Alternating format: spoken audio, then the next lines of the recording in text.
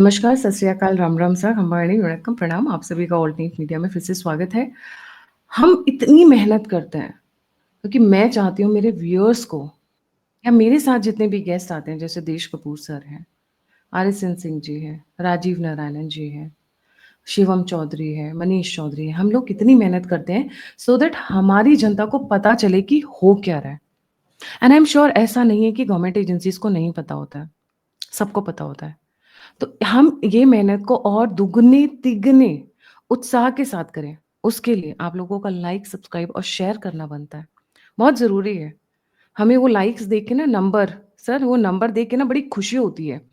वो कमेंट्स हम पढ़ते हैं कि हमें इम्प्रूव और करने की कहाँ ज़रूरत है।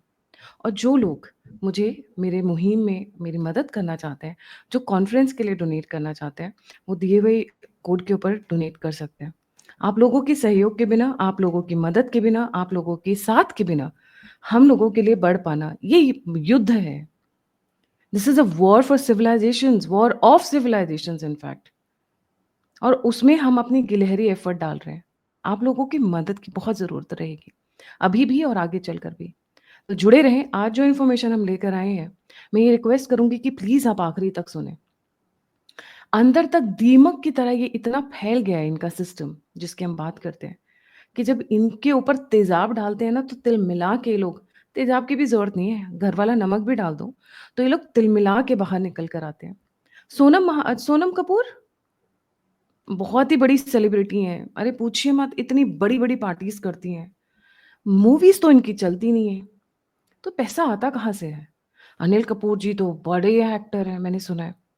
सर वो मैंने सुना है आईएसआई के लोगों के साथ भी बड़ा उठते-बैठते हैं, वो कौन है वो दाऊद वाऊद के साथ भी उनकी फ़ोटोग्राफ्स बड़ी वायरल हुई थी, राइट? हुँ। देखिए इतनी बड़ी-बड़ी एजेंसीज़ हैं कि जहाँ पर 2 वक़्त का खाना नहीं मिल रहा है। अफ्रीका की एक फ़ोटो बड़ी वायरल हुई थी, जहाँ पे एक बच्चे को गिद्ध देख रहा था, ज़िंदा बच्चे को, हड्डियों में था वो बच्चा। वो इंतज़ार कर रहा था उसके मरने का।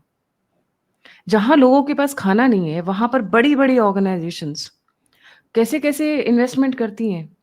Loneliness in migrant workers, condoms for Hamas और पढ़ाने के लिए टेररिस्ट को पढ़ाने के लिए पार्टी होनी चाहिए रिफ्यूजीज़ के बीच में।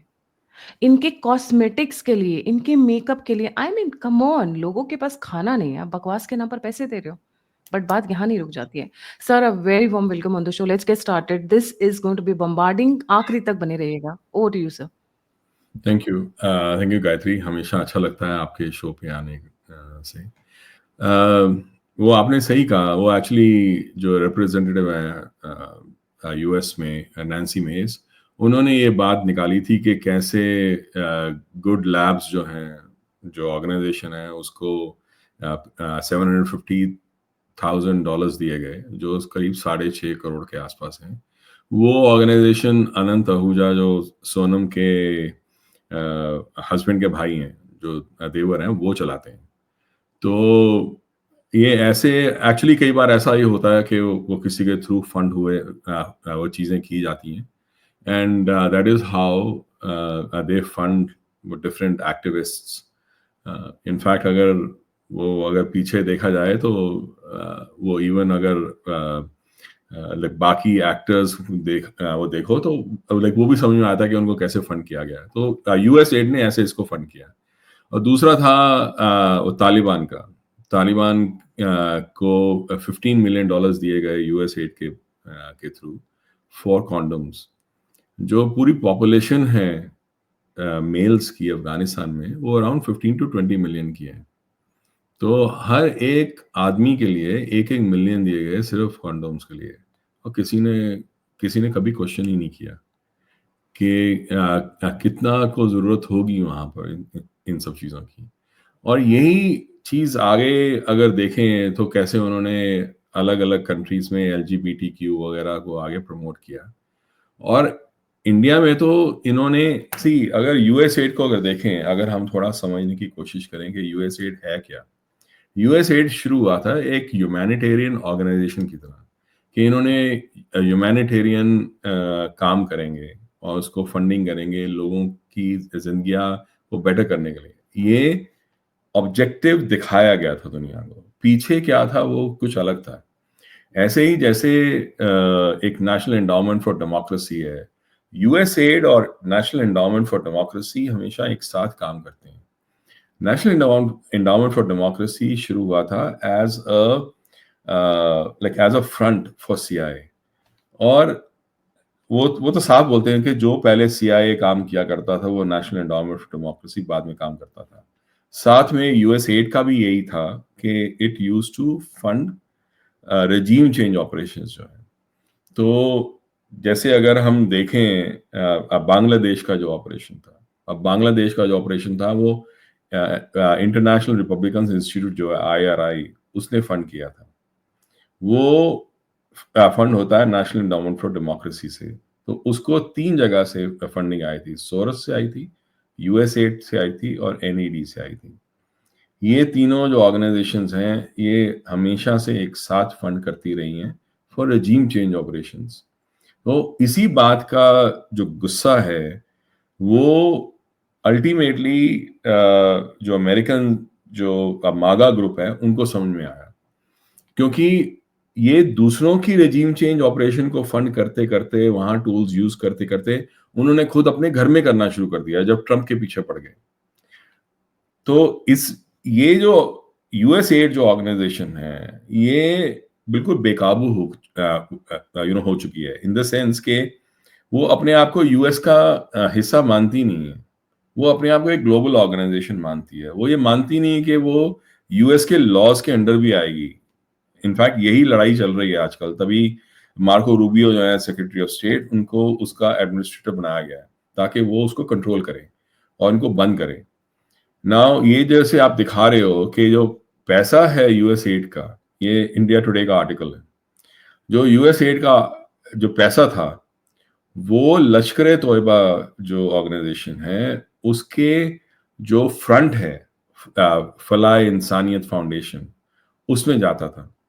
और ये जो फंडिंग थी ये 26/11 के बाद भी चलती रही, जानने के बाद कि ये ऑर्गेनाइजेशन 26/11 में इन्वॉल्व थी, उसके बाद भी ये उसको फंड देते चले गए। तो क्वेश्चन ये उठता है कि क्या ये हमेशा ऐसे ही टेररिस्ट जो एक्टिविटीज हैं उसमें पार्टिसिपेट किया है? तो अगर हम देखें तो जैसे वो था अनवर अल वाकी, जो अलकायदा का जो बहुत बड़ा लीडर था, उसका जो कोलोराडो स्टेट यूनिवर्सिटी से जो उसने पढ़ाई की, उस पढ़ाई के लिए जो फंडिंग जो थी, total funding, complete funding was given by USAID. 1990 का वो एक सर्टिफिकेशन डॉक्यूमेंट है जो आपके पास भी है। उन्होंने वहां पर दिखाया है कि कैसे यूएस एड ने उसको फंड किया था under exchange visa program. In fact जो यूएस एड है वो बाद में अलवॉकी ने बताया था कि वो जानता था उसके फादर को, और उन्होंने खुद यूएस के जो ऑफिशियल्स थे उन्होंने बोला था कि आप ऐसे फंडिंग लेके वहां आओ, एंड दैट इज हाउ इसने जो फंडिंग से वो वहां आया। बाद में उसने after his education was fully funded by USAID, he became the future al Qaeda leader. Again al Qaeda का जो सेटअप है, अगर आप देखें वहाँ सीरिया वगैरह में, तो आप देखोगे कि जो जो वहाँ का जो जो एस्टैब्लिशमेंट था उसको हटाकर, सीरिया का जो असाद था उसको हटाकर उन्होंने अल्टीमेटली वहाँ अलकायदा का ही रूल डाला है। इनफैक्ट वो तुलसी गैबर्ट का जो चल रहा था, जो हेयरिंग चल रही थी, उसमें सारा लड़ाई ही इसी बात की थी कि भाई तुम असाद से मिलने कैसे चली गई? तो उसने कहा भाई आपने तो अलकायदा को वहां डाल दिया, मेरा असाद से मिलना भी आपके लिए कितना दोभर हो गया। फैक्ट ये है कि यूएस जो है वो हमेशा से जो डीप स्टेट रही है वो हमेशा से इस्लामिस्ट ऑर्गेनाइजेशन को बैकअप करती रही है। बहुत लोगों का ये कहना है कि आईसिस को भी उन्होंने ही बनाया था। अगर हम अलवॉकी की बात करें, औलाकी की बात करें, उसका भी जो पूरी अगर एजुकेशन का अगर देखें उसकी कैसे उसको बनाया गया तो भी साफ समझ में आता है। तो ये यूएस एड जो है ये थ्रू आउट ये रेजीम चेंज ऑपरेशंस, चाहे वो ईस्टर्न यूरोप में हो, चाहे एक्स सोवियत जो कंट्रीज हैं उनमें हो, जैसे यूक्रेन में। अगर यूक्रेन में देखें, जो उसका जो ऑरेंज रेवोल्यूशन था, उसकी फंडिंग जो थी, वो अगेन 3 जगह से आई थी। National endowment for democracy, USAID and Soros की ऑर्गेनाइजेशंस। ये तीनों ने मिलके उसको फंड किया था ताकि प्रोटेस्ट बढ़े और वो प्रोटेस्ट अल्टीमेटली उसको नीचे गिराए। तो ये इनका एक तरह का पैटर्न रहा है। तो ये पैटर्न इन्होंने ईस्टर्न यूरोप में जो सारे कलर रेवोल्यूशंस थी, चाहे वो जॉर्जिया में हो, चाहे बेलारूस में हो, चाहे यूक्रेन में हो, इन्होंने वहां यूज की। वही पैटर्न इन्होंने बांग्लादेश में यूज किया और वही पैटर्न इन्होंने इंडिया में भी यूज किया। अभी पूरे इंफॉर्मेशन आई नहीं है। अगर हम कुरेदेंगे तो समझ में आएगा, चाहे वो फार्मर प्रोटेस्ट हो, चाहे वो खालिस्तानी प्रोटेस्ट हो, चाहे वो बाकी जो ऐसे सो कॉल्ड प्रोटेस्ट रहे हैं, जिसकी वजह से जो इंडियन गवर्नमेंट को इतनी परेशानी हुई और ऑलमोस्ट उसको निकालने की कोशिश की गई। वो जो एक पैटर्न था, वो एक टूल किट जो है, वो टूल किट हमेशा यूएस एड, एनईडी और सोरस जैसी ऑर्गेनाइजेशंस ही बैक करती रही हैं।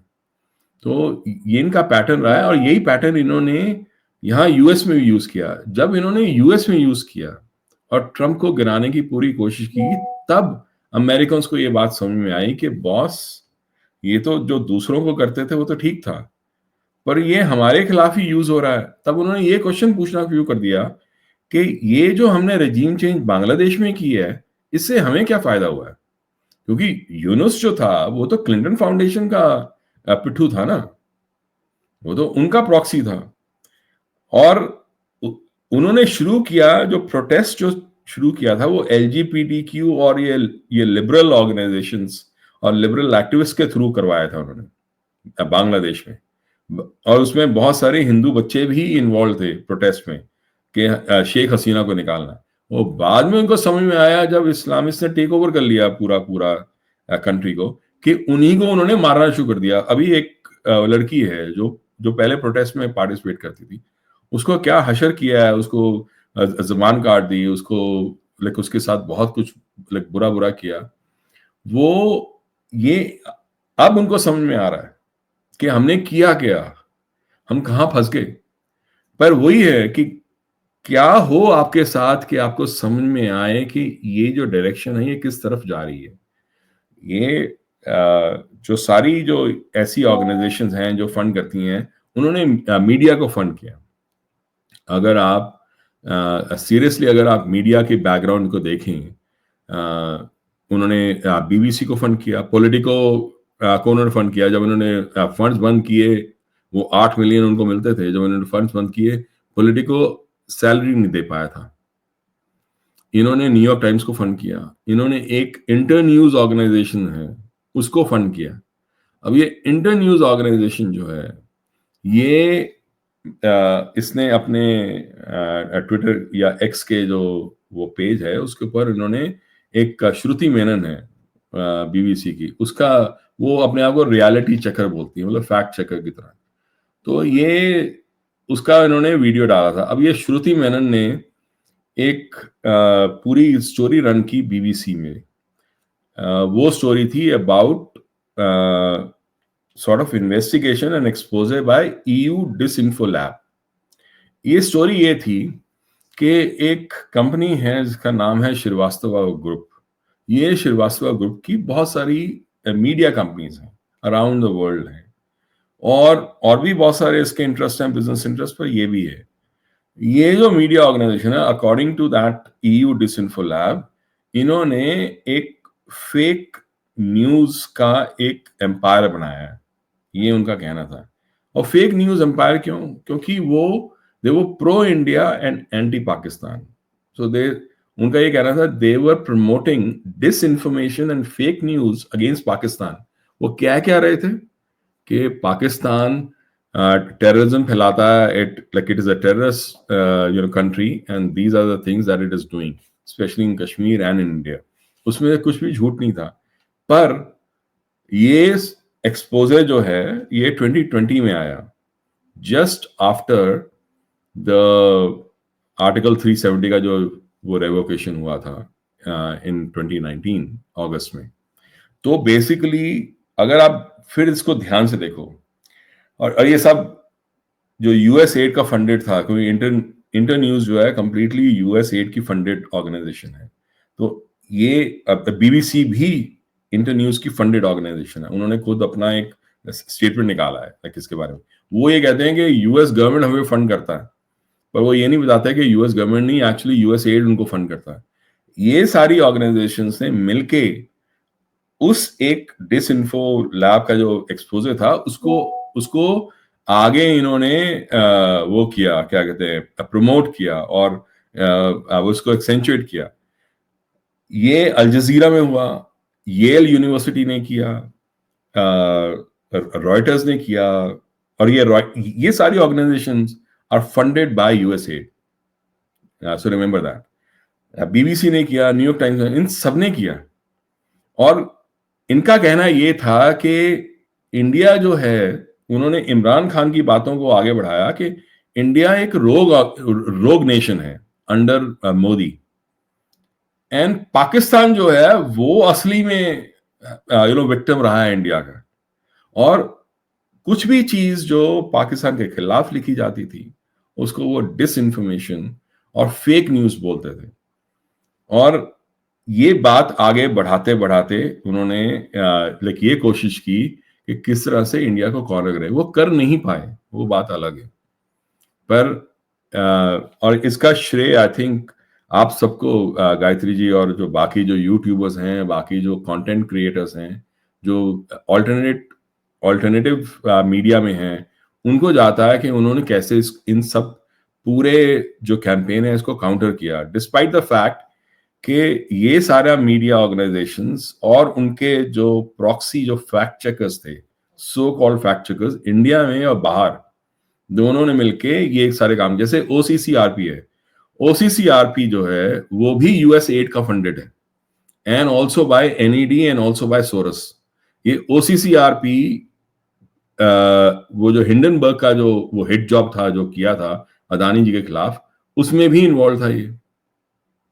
तो एक तरफ अगर देखा जाए ध्यान से, तो एक तरफ ये है कि ये इस्लामिक टेररिस्ट ऑर्गेनाइजेशन को फंड करते हैं, दूसरी तरफ ये वो कोट अनकोट एक्टिविज्म को फंड करते हैं, सोनम कपूर और ये बाकी जो सेलिब्रिटीज का जो है। तीसरा, ये ऐसे मीडिया ऑर्गेनाइजेशन को फंड करते हैं, फिर रजीम चेंज को फंड करते हैं, जो बांग्लादेश में, यूक्रेन और बाकी जगह पे, इवन इंडिया में इन्होंने बहुत कोशिश की। और चौथा जो है, जो एक और इनका पहलू है, वो पहलू ये है कि इन्होंने कैसे बहुत सारी इवेंजलिस्ट ऑर्गेनाइजेशन, जो क्रिश्चियन कन्वर्जन ऑर्गेनाइजेशन जो हैं, जैसे वर्ल्ड विजन, जैसे पॉपुलेशन सर्विसेज, जैसे क्राई वगैरह जो है, ऐसी ऑर्गेनाइजेशन को फंड किया और उनको बिलियंस ऑफ डॉलर्स दिए। और अगर आप एफसीआरए की अगर आप रिकॉर्ड्स देखो तो आपको समझ में आएगा कि इन्होंने किस तरीके से वो आपके पास जो वो है पिक्चर जो है, जो फंडिंग की है, जो यूएस एड ने जो फंडिंग की और जो बाकी आगे इन्होंने जो फंडिंग की है, तो ये जो फंडिंग है ये कैसे एक साथ अगर इसको रखा जाए तो आपको समझ में आएगा कि उन्होंने वर्ल्ड विजन को बिलियंस ऑफ डॉलर्स दिए। वर्ल्ड विजन बहुत सारे साल तक कम से कम 250 करोड़ रुपए इंडिया में लाता रहा थ्रू एफसीआरए। और ये अगर आप ध्यान से देखेंगे, राइट, तो उन्होंने पॉपुलेशन सर्विसेज इंटरनेशनल करोड़ों रुपए लेकर आए, वर्ल्ड विजन करोड़ों पे ले गया। इनफैक्ट इसमें बहुत सारी है, जैसे कैथलिक रिलीफ सर्विसेज है, वो भी इंडिया में बहुत काम करती है, उसके पास उसको बिलियंस ऑफ डॉलर्स दिए, वर्ल्ड विजन को बिलियंस ऑफ डॉलर्स दिए, पॉपुलेशन सर्विसेज को इंटरनेशनल को बिलियंस ऑफ डॉलर्स दिए। ये यहाँ वो इंडिया में लाकर पैसे करोड़ों में ये कन्वर्जन करते थे under the pretext of humanitarian work. अगर हम उनकी ये बकवास है, इसको अगर साइड पे रख दें, अगर हम पैसे को फ्लो देखें तो समझ में आएगा US aid to World Vision and to India for conversion. तो वो है ना, A is equal B is equal to C, वो A plus B is equal to C. तो वो सीधा उसको निकाल दो, A is equal B is equal to C, तो बी को निकाल दो, A is equal to C. USAID was actually funding conversion in India. That is the bottom line. वो जो पिक्चर जो है उसका बॉटम लाइन ये है।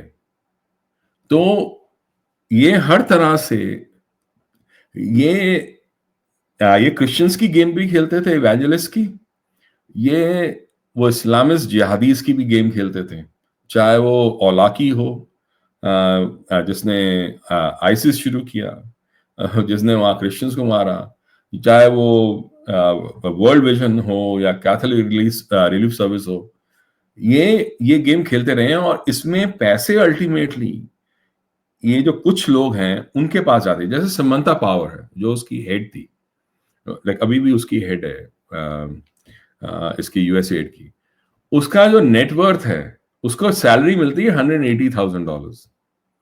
उस सैलरी पे उसका जो नेटवर्थ है वो दुगना हो गया। कैसे हुआ, कहां से? और मिलियंस ऑफ डॉलर्स में हो गया, मतलब मिलियंस ऑफ डॉलर्स उसकी नेटवर्थ है। इसमें कहां से आया मिलियंस ऑफ डॉलर्स उसका, वो कोई नहीं बताएगा। और ये समंथा पावर जो है, ये एक रिजीम चेंज स्पेशलिस्ट मानी जाती है। और ऐसे बहुत सारे टाइम्स, बहुत सारे ऐसे केसेस हुए हैं जब खास तौर पे उज़्बेकिस्तान में जब राहुल गांधी हैड गॉन, तो it is said that he actually met Samantha Power. और Samantha Power has been coming to India for different humanitarian purposes. अब वो क्या है ह्यूमैनिटेरियन पर्पसेस, वो सब जानते हैं कि ये क्या करने जाती थी, वो she is known as that. अब वो सारे मीडिया ऑर्गेनाइजेशन जो हैं वो उनके हाथ में है, तो इसलिए वो मानेंगे नहीं। जैसे एक और बड़ा इंटरेस्टिंग एक एंगल है जो बहुत सारे लोगों ने शायद देखा नहीं। ये बीबीसी को फंड करते हैं यूएसएड। बीबीसी ने एक ऑर्गेनाइजेशन शुरू की, trusted news like international, I think trusted news like basically शुरू की, वो TNI उसको बोलते हैं। वो जो ट्रस्टेड न्यूज है वो एक तरह का फैक्ट चेकर है for like for fair and correct journalism के लिए। ऐसे उन्होंने शुरू किया। और ये ट्रस्टेड न्यूज जो है, TNI जो है, वो फंड करता है इंडिया की बहुत सारी मीडिया ऑर्गेनाइजेशन को। आप सब जानते हैं कि कौन कौन सी होंगी। द हिंदू जो है उसको फंड करता है, NDTV को फंड करता रहा है, इसको इंडियन एक्सप्रेस को फंड करता है। ऐसे ही वो बाकी और जो न्यूज ऑर्गेनाइजेशन जैसे रॉयटर्स है, AP है, जितनी भी ऐसी जो न्यूज एग्रीगेटर हैं उनको फंड करता है। तो बेसिकली आपका जितना भी जो न्यूज है वो अपने हिसाब से वो आगे बढ़ाते हैं ताकि आपकी रियल न्यूज का कभी किसी को पता ही ना चले। वो तो अगर इंडिया में जो क्राउड सोर्सिंग और जो ऐसे इंडिपेंडेंट जर्नलिस्ट हैं जैसे आप हो और बाकी ऐसे लोग हैं, अगर ये ना होते तो शायद हम इन सब चीजों में फंस ही गए होते, हम शायद बाहर ना निकलते। तो ये भारत की खुश नसीबी है कि अभी भी ऐसी आवाजें हैं जो सच बोल सकती हैं। इसलिए अगर आपके पास कुछ भी सामर्थ्य है, आप ऐसी ऑर्गेनाइजेशंस को, जैसे आपकी ऑर्गेनाइजेशन गायत्री जी, ऐसे इनको फंड करें। क्योंकि आपके खिलाफ जो फंडिंग है वो USAID में वो डीप स्टेट से आ रही है, जिसको मैच करना बहुत मुश्किल काम है। और हम में से बहुत ऐसे लोग हैं जो सिर्फ अपने ही रिसोर्सेज से जो बहुत कम है उससे बात करते हैं, उससे अपना काम चलाते हैं। तो ये लड़ाई, जैसे आपने कहा था सिविलाइजेशंस की है, ये लड़ाई वाकई में सिविलाइजेशंस की है। क्योंकि इस लड़ाई में अगर ट्रंप ना आए होते और उन्होंने अगर ये सब स्टेप्स ना लेते तो शायद किसी के सामने ये बात आती ही ना कि कैसे कैसे USAID ने और ऐसी बाकी जो ऑर्गेनाइजेशंस हैं उन्होंने कितनी सारी सोसाइटीज को और भारत को किस तरीके से उसको सबवर्ट किया है, उसको नीचा गिराने की कोशिश की, उसको तोड़ने की कोशिश की है। तो इस बात को समझना बहुत ज़रूरी है कि इसमें they are not targeting Modi, they are not targeting Gayatri Devi or Desh Kapoor. They are actually targeting you. You are the target. That is what you have to remember. Because जो भी मीडिया में disinformation और propaganda चलता है, उससे आपका और आपके बच्चों के ऊपर सीधा असर पड़ता है। क्योंकि जो बच्चे आप देखना, आपके बच्चे जो यूनिवर्सिटीज में जाते हैं, जो स्कूल्स में जाते हैं, उनको क्या सिखाया जाता है। आप देखोगे कि उनको वही सिखाया जाता है जो ऐसी ऑर्गेनाइजेशंस आगे फंड करती हैं। इनफैक्ट मेरे अभी पीछे बहस हुई मेरे एलुमनाई ग्रुप में। मेरा जो कॉलेज का एलुमनाई ग्रुप है, वहां पर काफी सारे लोग एनजीओज वगैरह में काम करते हैं। तो मैंने वहां डाला कि कैसे यूएस एड को नीचे वो डिसमेंटल कर रहे हैं, तो एक अच्छी बात है। तो मेरे को बताना दिया गया कि तू ऐसे इंस्टीट्यूट से निकल कर भी जो एनजीओ को आगे प्रमोट करता है, तू ऐसी बात कर ही कैसे सकता है। मैंने कहा आपको सच्चाई भी दिखाई नहीं दे रही, क्योंकि उनका दिमाग इस कदर फंस चुका है। उस दिन मतलब 2 दिन वो कल की बात है, कल या परसों की बात है, कैसे वो मेरे पीछे पड़े सारे मिलके कि मेरी आवाज को ही दबा दें, क्योंकि इन्होंने हमेशा आवाज को दबाने की ही कोशिश की है। हमारी आवाज, आपकी आवाज, सबकी आवाज को दबाने की कोशिश की है, तभी ये फैक्ट चेकर्स बनते हैं, तभी ये इन्वेस्टिगेटिव जर्नलिस्ट ऑर्गेनाइजेशन बनती हैं, तभी ये मीडिया ऑर्गेनाइजेशन जो हैं बाकी सबको गलत प्रूफ करने के चक्कर में लगी रहती हैं। तो आप कुछ बोल नहीं सकते, आपकी आवाज आ नहीं सकती। तो वो एक बहुत बड़ी चीज है, क्योंकि ये बात करते हैं ना, ये दुहाई देते हैं फ्रीडम ऑफ एक्सप्रेशन की। फ्रीडम ऑफ एक्सप्रेशन को कुछ नहीं हुआ। उनकी प्रॉब्लम ये है कि पहले जिनको उन्होंने चुप करा रखा था, वो आज बोल सकते हैं। उनकी प्रॉब्लम ये नहीं है कि उनकी आवाज दबाई गई है, उनकी प्रॉब्लम ये है कि आपकी आवाज भी आ रही है जिनको दबा के रखा था। फ्रीडम ऑफ एक्सप्रेशन का प्रॉब्लम उनको ये है कि आप भी बोल पा रहे हो। आपको चुप कराना उनके लिए फ्रीडम ऑफ एक्सप्रेशन है। That is a problem.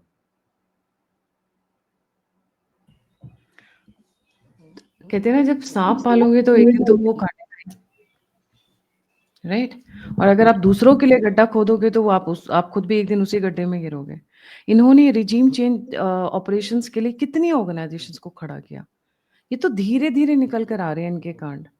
यूएस8 हो गया, वो Victoria Nuland and Victoria Nuland के साथ Donald Victoria no Nuland and the director थी यूएसएड में। यूएस8 की वही तो मैं कह तभी उनका मैडम का पहले नाम आया ना, कि इन्होंने कितनी टेक्स्ट के अगेंस्ट में they want to rule the world, but rule the world in a way that nobody wants to replace you. आप नेगेटिवली की चीज़ों को लंबा टाइम नहीं खींच सकते हो। अति की अति नहीं चल सकती है।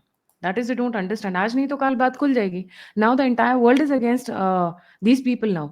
अपने ही देश के लोग अगेंस्ट है। ट्रम्प कौन है? ट्रम्प हमारा अपना थोड़ी ना है। ट्रम्प भी तो अमेरिकन ही। भाई आपका अपना सिस्टम ही आपके अगेंस्ट में है, क्योंकि आपने दूसरों को हर्ट करने के लिए इतनी ऑर्गेनाइजेशंस स्टार्ट की कि अब आपके अपने देश के अंदर ही वो यूज़ हो रहा है। ब्लैक लाइव्स मैटर क्या था? यूएसएड ऑर्गेनाइजेशन से फंडेड था प्रॉपर।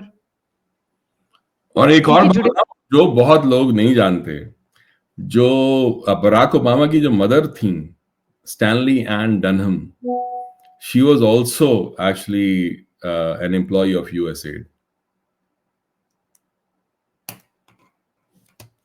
उनकी पिक्चर काफ़ी वायरल हो रही थी ओबामा के फादर के। सर ओबामास के बारे में तो मैं क्या कहूँ? मेरा वो बोलते हैं ना मौसी, लड़के की क्या तारीफ़ करूँ? सर इकलौता ऐसा प्रेज़िडेंट अक्रॉस द वर्ल्ड जिसने यूरोप की लंका लगा दी, इन शॉर्ट मतलब खाक कर दिया। बस जलते हुए हमें दिखा नहीं, बाकी पूरा खाक कर दिया। अदरवाइज़ पूरा इमिग्रेंट्स, पूरे इनकी जितने भी टैरिफ स्ट्रक्चर थे, जितना भी इनका इकोनॉमिक पॉलिसीज़ था, सबको one person single handedly who has spread Islam like none other in the history, I think prophet Mohammed के बाद में अगर किसी ने इस्लाम को फैलाया है, तो उसका क्रेडिट मैं straight and straight Barack Hussein Obama. बाकी इस नेम के पीछे का एक लाइन मैं बता देती हूँ। बारेक हुसैन कहा जाता है उस घोड़े का नाम है जिसके ऊपर प्रॉफेट मोहम्मद बैठकर आए थे। ऐसा कहा जाता है उनके स्टोरीज़ में। तो आपने इस्लाम को फैला दिया, आपने वहाँ गंद मचा दी, आपने यूएस एड का मस्त इस्तेमाल किया। सो कुछ एक एड इन्होंने जो दिए हैं उसकी लिस्ट आई हुई है। आपने भी कुछ एक शेयर की है। 1-2 मैं और शेयर करती हूँ। You will be shocked to see कि किस तरीके से इन लोगों ने मतलब हँसने के लिए, रोने के लिए, ब्रांडेड कपड़े पहनने के लिए, इस तरीके की चीज़ों के लिए इन्होंने इस्तेमाल किया है। There were no better purposes. या फिर आपके पास खत्म हो गया था, इतने पैसे आ गए थे कि you didn't know where to spend. आप देखिए थोड़ा-सा मैं ये पढ़ रही हूँ, किस तरीके से यूएस के लोगों को ही बेवकूफ़ बनाया। हमें तो छोड़िए दुनिया को तो आपने जो बनाया सो बनाया। बट आपने यूएस के लोगों को 1.5 billion to advance diversity, equity and inclusion in Serbia's workplaces and business communities. Serbia, इंसान भी हैं वहाँ पे जो 1.5 मिलियन डॉलर्स दिए हैं। $70,000 for production of DEI musical in Ireland, DES Diversity Equality Index, something like that. हाँ, Dollar 2 point inclusion या ये बेसिकली दिस हाँ, इज लाइक वोक, मतलब ये वो है वोक्स ये वोक लाइक एजेंडा है बेसिकली। तो आजकल बहुत सारी अमेरिकन ऑर्गेनाइजेशन जो हैं डीईआई को खत्म कर रही हैं, बिकॉज यहाँ की जो गवर्नमेंट है ट्रम्प के आने के बाद उन्होंने सारे डीईआई इनिशिएटिव्स को बंद कर दिया गया।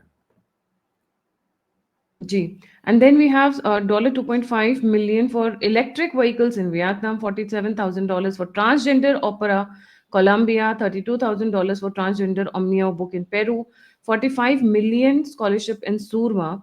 मतलब वहाँ पे रिजीम चेंज, जहाँ पे बड़ा अमाउंट दिख रहा है आपको 45 मिलियन एंड 20 मिलियन 30 मिलियन, समझ लीजिए रिजीम चेंज के लिए स्टार्ट हो गया।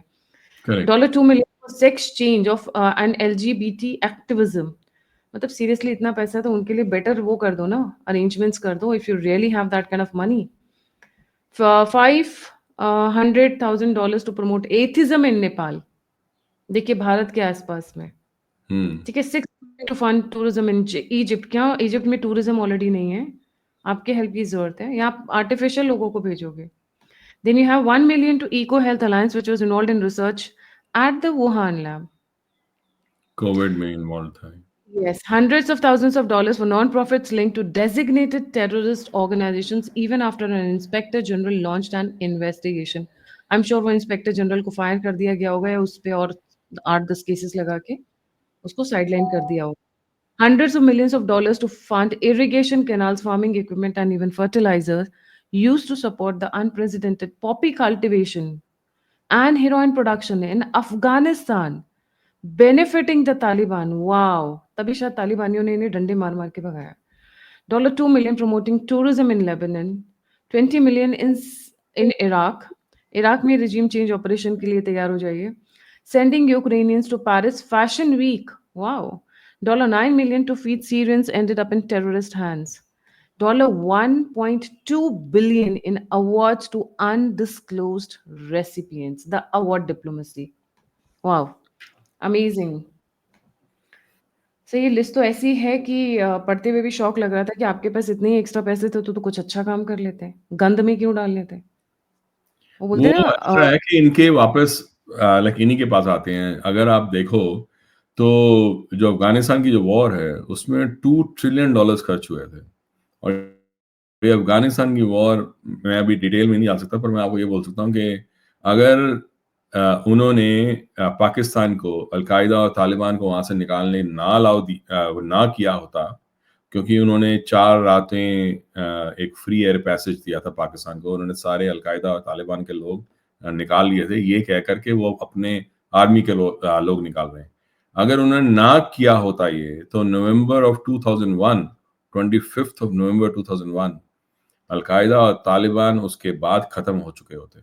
पर उन्होंने खत्म नहीं किया। वो 20 साल वो वॉर को घसीटते रहे and they spend $2 trillion on that. वो $2 ट्रिलियन अल्टीमेटली घूम फिर के कहते हैं 90% जो है, 90% ज्यादा, 95% के आसपास वो स्टडी की गई थी, that all came back to the Americans, to the western. In fact वो स्टडी की गई है, for every $1 given as aid to Africa, $14 is taken out from Africa. तो अफ्रीकन ये समझते हैं कि उनका बड़ा फायदा हो रहा है ये एड से, फायदा कोई नहीं हो रहा उनका। So please repeat the figure. I want my viewers to memorize it actually. For every $1 of aid given to Africa, $14 is taken out from Africa in terms of corruption, bribery, and all those things. It is taken out. National resources. वो जो है उसके like वैसे bribery और corruption जो वो पैसे बाहर लेकर जाते हैं, that is all invested back in the global north, in the western countries. तो for every $1 in Africa given, $14 come out. वाह, दैट इज शॉकिंग. तभी शायद ये बेचारे गरीब रह गए. यहाँ पे एक कहावत है ना, आपने क्योंकि कन्वर्जन की बात की, आपने क्रिश्चियनिटी की बात की, तो मैं एक लाइन कहना चाहती हूँ. I think mister to said that, if I am not mistaken with the original person. He said they came with, when they came, we had the land, they had the Bible. When they came, we had the land, they had the Bible. Now we have the Bible and they have the land. Right, that's very true. Right? तभी Desmond Tutu का ये statement हाँ, है. Justin Trudeau का है, right. And हाँ. तभी मैं कहता हूं कि जब इंडिया ने, खासतौर में मोदी जी ने, जब G20 और बाकी ऑर्गेनाइजेशन में जब ग्लोबल साउथ की बात की और ग्लोबल साउथ को हटाया वेस्टर्न कंट्रोल से, इसीलिए वो इतने ज्यादा डर गए. बिकॉज वेस्ट और यूएस इसलिए रिच नहीं है क्योंकि उन्होंने कुछ खास किया है जो और किसी ने नहीं किया. वो इसलिए रिच हुए हैं क्योंकि उन्होंने बाकी कंट्रीज जो हैं ग्लोबल साउथ की, उनको लूटा है. इनफैक्ट मैंने इसके बारे में काफी लिखा है. अगर बैटल ऑफ प्लासी का अगर इंग्लैंड ना पहुंचा होता तो इंडस्ट्रियल रेवोल्यूशन शुरू ना हुआ होता. ये एक स्टडी थी उस समय जो यहाँ यूएस के वो हिस्टोरियन है ब्रुक्स एडम्स, उनकी किताब है law of civilization and decay. उसमें लिखा हुआ है कि अगर बैटल ऑफ प्लासी का लूटा हुआ पैसा अगर इंग्लैंड में ना आया होता, और वो एक्चुअली रॉथशाइल्ड ने वो उठा लिया था वहां से और उसको बाद में यूज किया बैटल ऑफ वाटरलू में, पर अगर वो पैसा ना आया होता तो इंडस्ट्रियल रेवोल्यूशन शुरू ना हुई होती. तो आप ये समझ सकते हैं कि इनफैक्ट बहुत सारे वहाँ चर्चेज हैं, बहुत बड़े बड़े पैलेसेस हैं, जो हाउसेस हैं, जो उनके अरिस्टोक्रेट्स के जो हाउसेस होते हैं, वो सारे फंड हुए हैं फ्रॉम इंडियन लूट. बड़े लोग बात करते हैं जॉन मेनर्ड केन्स की, वो केनेजियन इकोनॉमिक्स बोलते हैं ना. वो केन्स जो थे, he was actually the instrumental in creating economic policies to loot India. He started his career on India desk. So we should cover that topic because आपकी Yeah, history we और will. research बहुत strong. We should all cover that topics sometime in another episode. But thank you so much. Condom से लेके सोनम कपूर की parties को fund करने तक का जिम्मा उठाया हुआ था यूएस एड ने. आज उसी यूएस एड के दफ्तर पे लग गया है ताला. बीबीसी अपने आंसू छुपाते हुए बेचारे, उन्होंने लेटर लिखा है ना, क्योंकि यूएस एड बंद हुए तो तुम्हें क्या दिक्कत है यार, तुम्हारा अपना बिजनेस है, चलाओ. बट प्रॉब्लम क्या है ना, खींच तो वहीं से रहते ना, पैसा तो वहीं से आ रहा था, तो मिर्ची लगना जायज़ था. इट इज़ नॉट कि मिर्ची नहीं लगती. तो उनका जो कंडेमिंग लेटर है उससे किसी को फ़र्क नहीं पड़ता है. पर हाँ, जहाँ बीबीसी के दफ़्तर बंद होने की कगार पर है, सीएनएन के दफ़्तर बंद होने की कगार पर है, यहाँ पर भी बहुत सारे न्यूज़पेपर्स हैं जो बहुत बड़ा-बड़ा लिखते हैं, खाते यहाँ का है, गाते वहाँ का है. उनके दफ़्तरों पे भी अगर ताला लग जाए तो शॉक नहीं होइएगा. कुछ टीवी चैनल्स तो वैसे ही बिक रहे हैं आजकल सर. मैं आपको एक चीज़ बताना चाहूँगी जाते-जाते, यहाँ पे बहुत सारे टीवी चैनल्स हैं जिनके जहाँ पर एंकर की सैलरी अगर आप पूछेंगे तो आप शॉक रह जाएँगे. 40 से 50,000, वो जो आपको चमकते हुए चेहरे नज़र आते हैं, एक्सेप्शनल्स आर देयर, जो काफ़ी पॉपुलर हैं, वायरल हैं and they are really good with their jobs. They उनकी सैलरी अलग है. बट अगर आप रियल में सैलरी जो मीडियोकर रेंज में है या फिर लोअर में, उनकी सैलरी इतनी भी नहीं है कि they can sustain very nicely in a city like Delhi and Mumbai. That is the kind of salaries they have. तो अभी और बढ़े उसके लिए तैयार रहिए, अभी तो स्टार्ट हुआ है. ट्रम्प वहाँ पर, मोदी यहाँ पर, पुतिन वहाँ पर. और शी जिनपिंग भी बेचारा कहाँ जाएगा, लौट कर यहीं आएगा. उसकी भी हालत टाइट है, उसकी भी सत्ता पलट किसी भी वक़्त हो सकती है. बस wait and watch. Thank you so much sir for joining. जाने से पहले जैसा सर ने कहा, हम लोग अपने छोटे-छोटे गिलहरी एफर्ट्स करने की कोशिश कर रहे हैं। प्लीज़ हमारा सहयोग करिए, हमारे साथ आइए, हम लोगों की हिम्मत बनिए, ताकत बनिए। किसी भी तरीके से आप कर सकते हैं, कोई ज़रूरी नहीं कि आप फाइनेंशियल भी करें। जैसे मैं कई बार रिसर्चर्स ढूँढ रही होती हूँ कि भई कोई अच्छा रिसर्च आर्टिकल मिल जाए। तो ज अगर आपके पास स्पेयर टाइम है, you can always be a part of the team. कोई ज़रूरी नहीं है कि हमेशा फाइनेंशियल हो, बट हाँ, ये रहता है कि थोड़ी हिम्मत बंधी रहती है। सो मैं यहाँ पे ये पार्ट एडिट कर दूँगी 42 में। ये अजीब सा ही हो गया बोलते-बोलते ही। जी।